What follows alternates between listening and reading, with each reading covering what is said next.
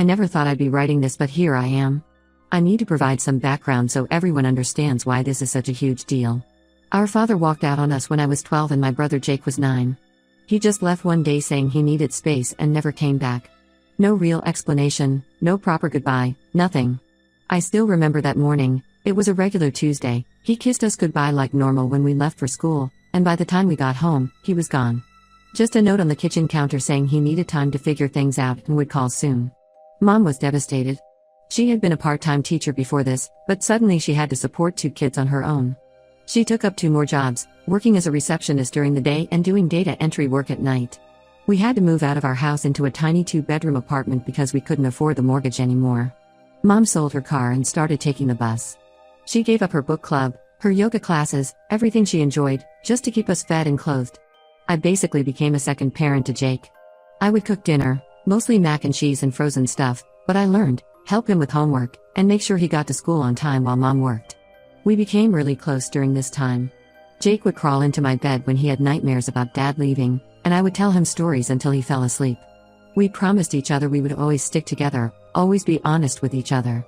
Dad tried to contact us a few times over the years, but Mom always shut it down.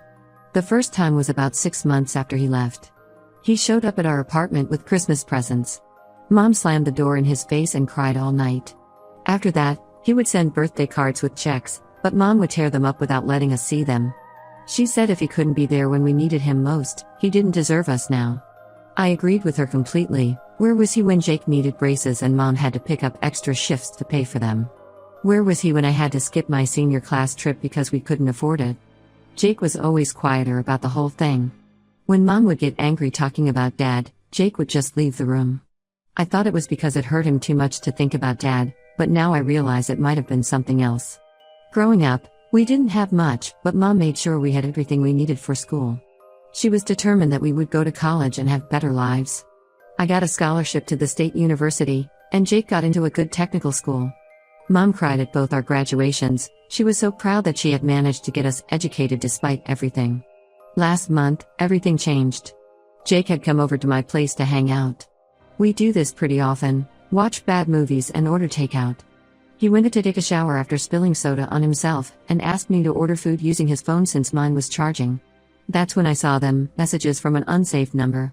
The preview showed something about meeting for dinner next week. I normally would never snoop, but something made me open the conversation. It was Dad. Hundreds of messages going back 2 years. Talking about meeting for dinner, Dad asking about Mom and me, Jake updating him about his life, Dad giving him business advice. There were even photos, Jake and Dad at restaurants, at some kind of sports game, even one where they're both wearing party hats at what looks like a birthday celebration. I felt like I'd been punched in the gut. My hands were shaking so bad I could barely hold the phone. Jake had been meeting Dad secretly for 2 years. Not just meeting him, having a real relationship with him.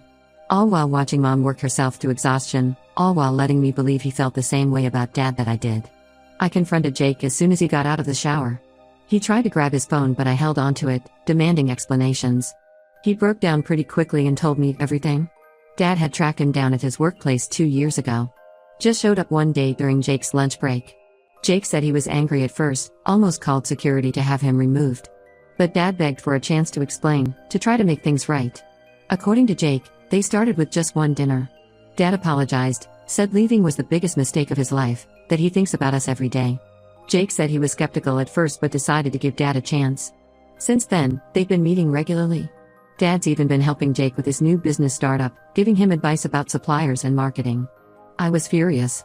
How could Jake do this to Mom? She sacrificed everything for us while Dad lived his best life somewhere else. Jake kept saying I was being unfair, that people can change, that Dad has shown genuine remorse. We had a huge fight, probably our first real fight since we were kids. Jake said I was just like Mom, too stubborn to even consider forgiveness. I told him he was betraying everything our family stood for. He stormed out, and we haven't really talked since except for brief, awkward text messages. I've been sitting on this information for weeks now, torn between telling Mom and protecting Jake. Yesterday, Mom came over with an old photo album she found while cleaning. We sat on my couch looking at pictures from when Jake and I were kids, and she started talking about how proud she was that her children never betrayed her trust like their father did. About how we were the only good things that came out of her marriage, and how we would never hurt her the way he did. I felt sick to my stomach. Should I tell Mom about Jake meeting Dad? Jake made me promise not to, but I feel like I'm betraying Mom by keeping this secret. Every time I see her now, all I can think about is how Jake has been lying to her face for 2 years. Mom already has trust issues because of Dad. Finding out about this might break her completely. But doesn't she deserve to know? I'm lost. Update 1 first, I want to thank everyone for your advice and support. Reading through the comments helped me realize that I was letting my anger make decisions for me. Most of you said I should talk to Jake one more time before telling Mom, give him a chance to explain everything fully. You were right, there was a lot more to the story than I knew. I texted Jake asking if we could meet somewhere private to talk. He suggested coming to my place after work. When he arrived, he looked terrible, like he hadn't been sleeping well. That should have been my first clue that something was seriously wrong. We sat down, and I tried to stay calm while asking him to tell me everything from the beginning. That's when he dropped the bombshell: Dad has stage 4 lung cancer. He was diagnosed 6 months ago, and doctors say it's already spread to his lymph nodes. Jake found out when Dad missed one of their regular dinners because he was in the hospital. He has maybe a year left, probably less. Jake said he wanted to tell me sooner but didn't know how. Every time he tried to bring up anything about Dad, I would shut down the conversation immediately. He showed me pictures on his phone of Dad in the hospital. He looks nothing like I remember. He's thin, pale, with no hair because of the chemotherapy. It was shocking to see the man who I remembered as strong and healthy looking so fragile. But here's where it gets even more complicated. Remember how I mentioned Dad was helping Jake with his business? I assumed it was just advice, but I was wrong. Dad gave Jake $100,000 as startup money for his tech company. Jake tried to refuse at first, but Dad insisted. He said he had failed us as a father when we were growing up, and he wanted to do something meaningful for at least one of his kids before he died. I asked Jake the obvious question: how did we know this wasn't just another manipulation?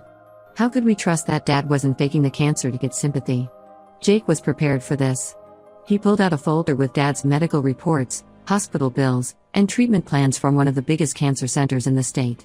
Everything looked legitimate. There were scan results showing the tumors, treatment schedules, everything. Dad has been going through aggressive chemotherapy for months now. I was still trying to process all this information when we heard a key in the lock.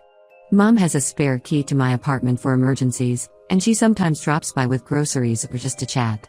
Before either of us could move, she walked in, carrying a bag of what looked like my favorite takeout. The medical reports were spread out all over my coffee table. Mom saw them immediately, and more importantly, she saw Dad's name on them. She stood there frozen for what felt like forever, just staring at the papers. Then she picked one up, and I saw the exact moment she understood what she was looking at. The fallout was worse than anything I could have imagined.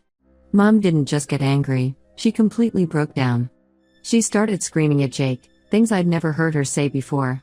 Called him a traitor, said he was dead to her, said he was just like his father, a liar and a snake.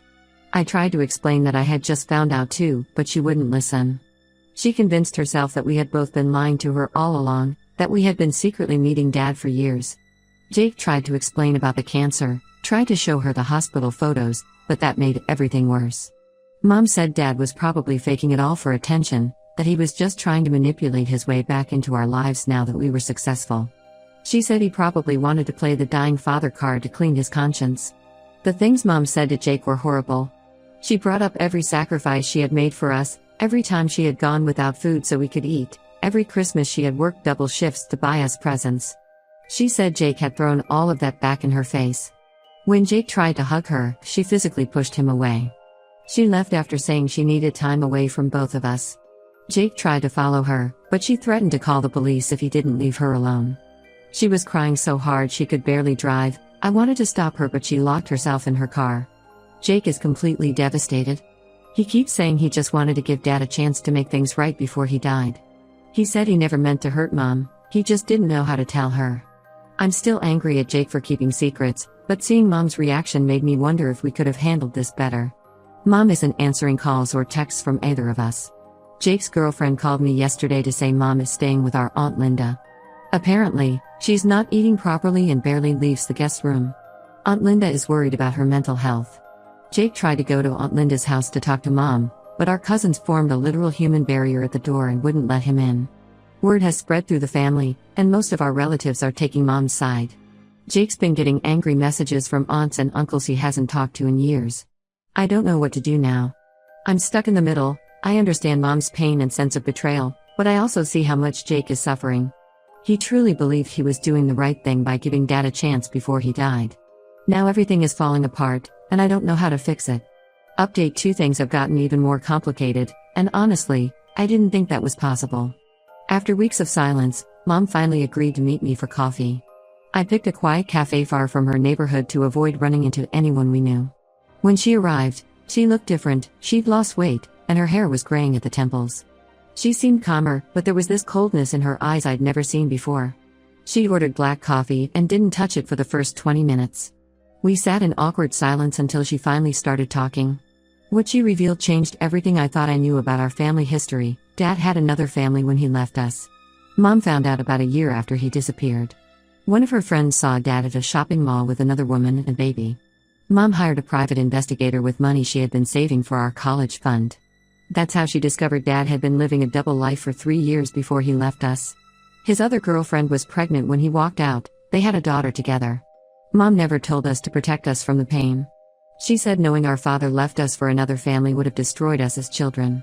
She was probably right. Jake was already having nightmares just from Dad leaving. Imagine if he knew the whole truth. I left the cafe feeling numb and drove straight to Jake's office. I needed to know if he knew about this too. The look on his face when I walked in told me everything. He knew. Dad had told him everything 6 months ago, even introduced him to his half-sister, and Jake had been keeping that secret too. Our half-sister's name is Emma. She's 15 now, which means Dad got her mother pregnant when I was 12. Jake had pictures on his phone of him and Emma at some arcade. She looks just like Jake, same nose, same smile. They've been hanging out regularly for the past few months. Jake said he was waiting for the right time to tell me about her. I lost it. I started yelling at him right there in his office. His employees could probably hear everything, but I didn't care. Jake kept defending Dad, saying he's changed, that he regrets everything, that he's trying to make amends before he dies. But all I could think about was how Jake chose to have a relationship with not just Dad, but this whole other family that destroyed ours, all while keeping it secret.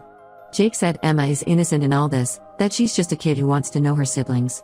He said she grew up knowing about us, seeing our pictures, wondering why her big brother and sister never wanted to meet her. Apparently, she was excited when Jake agreed to meet her, brought a whole photo album of her life to show him. I couldn't deal with it. I left Jake's office and drove around for hours, trying to process everything. When I got home, I had dozens of missed calls from family members. Mom had told everyone about Jake meeting Emma. Our relatives are furious, not just about Jake meeting Dad, but about him embracing this other family that caused us so much pain. Mom called me yesterday. She's talking about changing her will to remove Jake completely. I tried to talk her out of it, saying she was making decisions while emotional, but she's adamant. She said Jake made his choice when he chose to play happy families with Dad and his replacement daughter, her words, not mine. She doesn't want him to get anything from her after she's gone. Jake says he doesn't care about the will, he just wants Mom to understand. He's been trying to get Dad to talk to Mom directly, to explain everything before it's too late, but Dad's health is deteriorating fast. The cancer has spread more aggressively than doctors expected. They're saying he might not even have the year they initially thought. Emma has been texting Jake constantly, asking to meet me.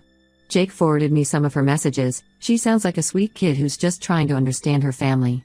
But I can't bring myself to meet her. Every time I think about her, I remember Mom crying herself to sleep, working 3 jobs, sacrificing everything while Dad was playing Father of the Year with his new family. I feel like our family is shattering into even smaller pieces, and there's nothing I can do to stop it. Update 3: Dad died last week. It happened much faster than anyone expected. The cancer spread to his brain in his final month, and he declined rapidly after that. Jake was there when it happened. He'd been spending nights at the hospital. I wasn't there. I couldn't be there. Part of me regrets that now, but a bigger part knows I made the right choice for my own peace of mind. Mom refused to attend the funeral. When Jake called to tell her about Dad's death, she hung up on him. I sat with her that day. She didn't cry, didn't say anything, just stared out the window for hours. Finally, she said, "He died as he lived, with his real family by his side." That sentence broke my heart because I could hear how much pain she was still in after all these years. I decided not to go to the funeral either. I couldn't bring myself to stand there with Dad's other family, watching them grieve while knowing they got all the years with him that we should have had. Jake went. He said the church was packed. Apparently Dad had built quite a life for himself after abandoning us. Emma gave a speech about what a wonderful father he was. Jake said our aunts and uncles from Dad's side were there, people who knew about us all along but never reached out, never checked if we needed help when Mom was working herself to death to feed us. After the funeral, Jake came by my place. He looked exhausted, like he'd aged years in just a few days. He brought a letter Dad had written to me before he died. I threw it in the trash without reading it. Jake got angry, called me childish, said Dad had spent his last days writing it. I told him Dad had 16 years to write me letters and chose not to. We had another huge fight. Jake said I was just like Mom, holding on to anger instead of trying to forgive. I told him he was just like Dad, betraying his family's trust. He said I was being unfair, that he was just trying to keep everyone connected, that Emma asks about me all the time. I told him I didn't want to hear about Emma, that she got the father we should have had. Mom is still firm about changing her will. She's already met with her lawyer. She's also told all our relatives about Jake's relationship with Emma, so now most of the family isn't talking to him. Even our cousin Sarah, who was Jake's best friend growing up, has blocked him on everything. Jake's business is struggling because of all this. Dad's money helped him start it, but now some of our relatives who were early investors are pulling out. They say they can't trust him anymore. Jake says he doesn't regret giving Dad a chance, but I can see the toll all this is taking on him. His girlfriend told me he's not sleeping, barely eating. I've decided to go low contact with Jake. I can't cut him off completely, he's still my little brother and I practically raised him. Those memories don't just disappear. But I can't trust him the same way anymore. Every time I look at him, I remember how easily he lied to us for 2 years. Mom has blocked Jake completely. She says she needs at least a year before she can even think about talking to him again. Aunt Linda says Mom is in a deep depression, barely leaving the house except for work. Emma keeps trying to contact me through social media. She made a long post about finally meeting her big brother and hoping to meet her sister someday too. I had to deactivate my accounts. Some people might think we're being too harsh, that families should forgive each other. But betrayal like this doesn't heal easily. The funny thing is, Dad dying didn't bring any closure, it just left us with more pain, more questions, and a family broken in ways that might never be fixed. Maybe someday we'll find a way to be a family again, but for now, this is how things need to be. I've learned that sometimes the hardest part of family isn't losing someone, it's losing your trust in the people you thought you could always count on.